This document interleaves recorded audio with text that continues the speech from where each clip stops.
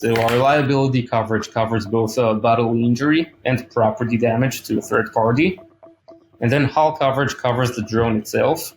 Skywatch policies also cover the drones for flyaways and for theft. So even things that are not actual physical damage to the drone itself can be covered through our policies. Welcome to Elevating Drone Life. Each week, we'll be speaking with professionals from all walks of the drone industry to learn about their experiences, insights, and tips for success. Welcome to Elevating Drone Life. Welcome to Elevating Drone Life. I'm your host, PJ Kirkpatrick with Drone U. And today we have an exciting episode for you. We're going to be diving into the world of drone insurance. Today, our guest is Leo Arnan. Did I pronounce that correctly, hopefully, from Skywatch. And I'm very grateful, Arnan, or Leo, that you can be with us here today to talk about the exciting world of drone insurance. And one of the things I'm really interested in getting out from this interview today is what are some of the things that our drone operators should be thinking about, stuff like that. So welcome, Leo. Grateful for you. How are you doing today? Thanks so much, PJ, for having us. I'm doing great, and you did pronounce my name perfectly. So, Well, excellent for that. So, let's just dive right into it. So, one of the things I think just to start us out with is, can you provide us some background about Skywatch and its mission? Of course. So, Skywatch has been around at this point for over 6 years. We launched in 2018. Our first product was actually meant to determine the risks of flights based on flight logs. That was the initial plan. From there, we evolved into working with insurance providers and also helping with the technology to evaluate those logs in the event of claims. We became one of the biggest names in the industry in the United States, and we also work with Canada. Today, we specialize in B2B and B2C. So we work with lots of smaller pilots operating one drone, and also some of the biggest enterprises in the US for the drone industry. Pretty exciting. I love the fact that you're providing services, not only the individual drone service provider, but also the enterprise organizations, which I've observed has been growing quite dramatically with these internal UAV programs. And Leo, if you can just help us out, what is your specific role at Skywatch? So I'm the customer success team lead, and I'm also the drone insurance specialist in our company. Skywatch generally also, I didn't mention it before, we also cover other aviation products such as renters insurance and owner's insurance. I specifically specialize in the drone insurance aspect, and I've been around in the company for almost 4 years at this point. Oh, excellent. One of the things that people might not realize, and just to give you some of my background, is I recognize how important drone insurance was when I was first starting out. This is way back in, I think, 2016 when Part 107 was just coming out. So I recognize the importance of drone insurance. But what are some of the things, why should operators have drone insurance? That's a great question and something we hear all the time. So first and foremost, people sometimes, especially newer pilots, are not familiar with the fact that drone insurance is pretty much mandatory for commercial operations. So people starting out are sometimes, they reach out to us surprised by the fact that they needed to purchase insurance in the first place. They believe that they get their Part 107 and they can just start operating right away. But 99% of the clients of our insureds ask them for some sort of a certificate of insurance. So first and foremost, again, there's no dancing around it. It's something that our insurance clients are going to ask for at some point. And then on top of this, working with all of our users and our claimants, we have a plethora of different types of risks that occurred, whether it's a drone that got shot by someone's neighbor if they flew over their place, drones that hit people's cars. We've also had some incidents, unfortunately, with some physical damage for someone trying to pick up a drone while it's landing and injuring their fingers. So there's all these different risks that I'm sure with your experience you already you got to witness some of it. Unfortunately, yes, I have. It's usually not a question of if you're going to crash. It's usually a question of when, right? Yeah. That's what I also learned. So you mentioned different levels of risk. Is there things that a certain maybe vertical industry might require more insurance over another based on the higher level of risk of that mission? For sure. So I'll give you an example. I'll start with the smaller risks. For example, we've got lots of real estate photographers.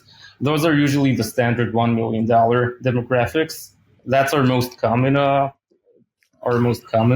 that we offer. Mm-hmm. That being said, though, for example, in the film and media industry, we're going to see at least $2 million, if not $5 or $10 million. For enterprises, drones that companies that operate over 20 drones, for example, that do inspections, the risk is obviously much higher. They're also doing lots of high-class missions. So over there, we're also going to see a higher liability limit. There's also, I noticed that there's a correlation that our clients that do more complex missions with higher risks in the liability department, they're usually going to work with more robust equipment that's also valued at more, and then they tend to also purchase and require higher valued hull coverage on top of the liability one. Is there some things that companies or operators can do to help reduce I guess the cost, albeit whether it's a specific type of drone to help reduce the risk of those operations, or does experience kind of play a role in your assessment when coming up with these coverage situations? Great question. So first of all, we try our best to be flexible with our clients. So I always recommend for our users to be communicative with their clients and see exactly what's the top limits that they need. For example, if we've got someone in the media industry that does different gigs and they get like a $2 million request usually for insurance, to make sure that they always match the top, the highest request they get. If they got $5 million just once, for example, that's where we can step in and allow more flexibility and allow them to lower their limit, so that even if there's one job that's required more, they can revert back to the lower limit and then that's perfect. Increase it again.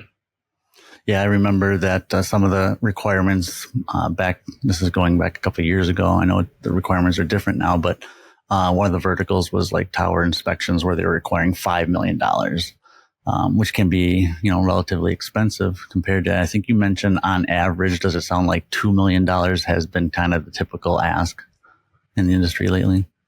Right. Other than real estate, I'd say $2 million is we've got lots of real estate. Sure. So that's why we specifically have a lot of our average is $1 million. But if you factor real estate out, then it's definitely $2 million. Yeah. Sure. And then I'm speculating with the enterprise customer, those packages are going to be very customizable to their specific needs. That's completely true. So for our enterprise accounts, on our portal, if they purchase coverage on their own, they'll be directed to the enterprise portion, which asks them more specific questions, even about their types of operations. So going back to what you said about how we can help reduce costs, we also assess the risks in different types of operations. So someone doing agriculture or wildlife, for example, where usually there's less people around, the risk is less things to hit at the less things to hit, pretty much. That's a good way to put it. So they're going to pay less, and based on what they do, we can also help reduce their limits. Copy that. Are there any other, I guess, misconceptions that people have about drone insurance that we can address? I don't know if there's anything out there like insurance is too hard to get, or the premiums are too high and people are having a hard time basically getting an ROI based on the company's $5 million insurance premium request. I see. I think one that actually comes to mind about misconceptions is the differentiation between hull coverage and liability coverage. Oh yeah, can we touch on that one? For sure, yeah. So that's actually something that, unfortunately, it saddens me when it happens, because sometimes we've got new insureds who crash their drones and they only have liability coverage, which that's their baseline coverage. And then we wish there was something we could do, but hull coverage is a separate type of.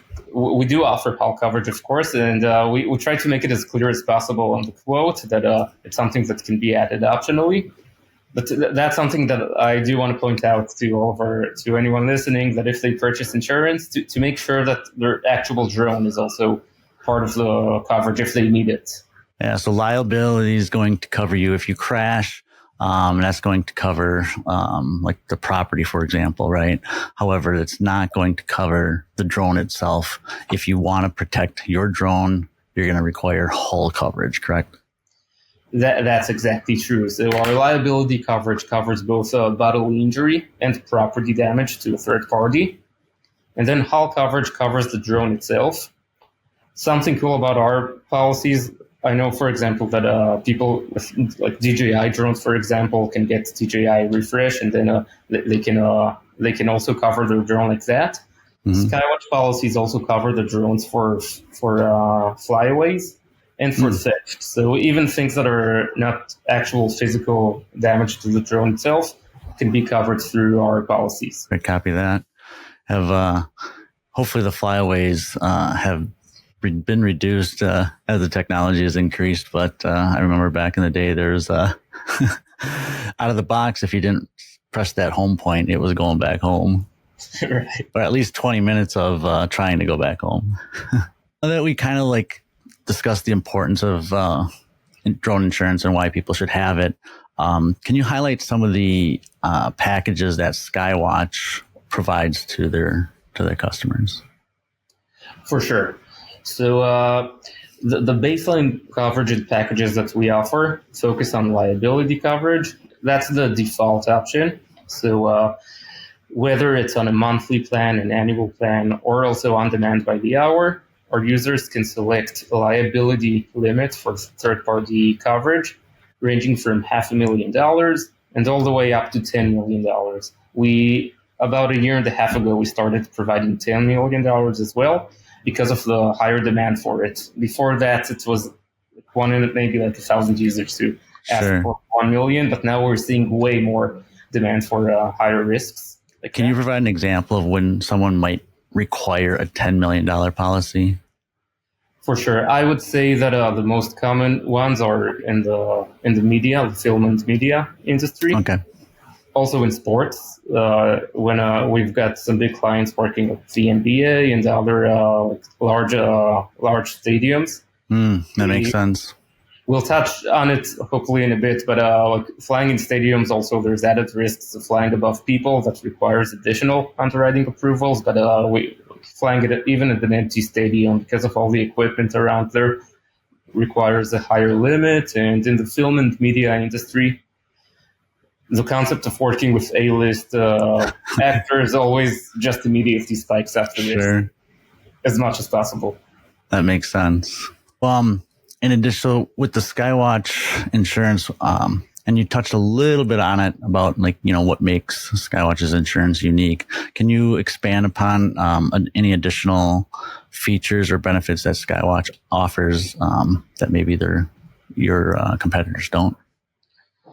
So, right. So, first of all, we have a very, very easy to use platform that we're very proud of. We sell insurance on an app and on the web, so you can purchase it on your phone. Lots of our on-demand users, for example, even if they're not sure exactly when they're going to fly, they've got the peace of mind that they can just show up at the event, open up their app, purchase insurance, get the COI on the spot, and they're good to go. So there's a lot of flexibility and peace of mind. Also, the option to add HAL mid-term. If someone purchases a plan, they can just add drones. They can contact us to remove drones on the spot. We also have a devoted customer service team. So another great thing about Skywatch is the amazing word of mouth. We have great Google reviews. We always, when people reach out to us in the industry, I love the stories when people say that they heard the great things about us from their colleagues. So we've got a dedicated team that's really happy to just speak with you and help out. And I think that's another huge accomplishment on our end. I can speak from experience. I've used the on-demand service in the past, and very user-friendly, ease of use, very simple. And yeah, so I can attest to that. Well done. Awesome. Thanks, PJ. One last thing also is the pricing packages that we offer. We kind of try to fit the needs for everyone in the market. So we've got all these different, first of all, like hourly, for example, just for people who need insurance like for one time. But also on top of this, we try to help recreational users by offering $500,000, which is not something that commercial ones would use. So we also try to help out anyone who needs insurance. That's a great point that you highlighted, because I think that gets missed by a lot of people, especially in the recreational side of things, because even though they may think that they don't either have the option to get insurance or they don't think they need it, the reality is they may crash into something that might cause someone else to lose either property or unfortunately get injured, right? So it doesn't matter if you're a Part 107 operator or a recreational operator, you're ultimately responsible for what happens with that drone, right? Completely, and especially for recreational ones, also, PJ, I think the fact that because they haven't yet sometimes acquired the Part 107, it just adds to the risk, because there's a reason the FAA requires this certificate, and people who haven't done this yet can just get into situations that can just overall increase the risk of like something that you mentioned that could happen. You don't need it until you need it, right? Right. Thanks, Leo. So just to kind of add to that, can you just highlight one more thing that, one of the variables of considering your packages when someone's talking to you about their drone insurance? Right. So another main feature that we offer is that our rating mechanism is based on the drone count of each user. So, for example, larger enterprises, of course, manually add their list of drones, and then it's based on this. But we also want to, we want to help out everyone in the industry. So someone that operates only one or two drones will get to select this category, and they're going to see a lower premium based on the lower risk. Someone with 3 to 5 drones is going to see a quote that is a bit higher, but again, not as close as to the enterprise users. So there's also a lot of flexibility based on the drone schedule of our insurance. Excellent. So is there like a range for example, is it like from 0 to 20, from 20 to 30, or is it specific to the exact number of drone? Yeah, great follow up to that. So we have tiers for this. There's 3 categories. There's 1 to 2 drones. That's the first one. There's 3 to 5 drones, or whether it's 3 drones or 5 drones, it's going to be the same premium. And then there's 6+ drones. For 6+, that's already either a large fleet or an enterprise.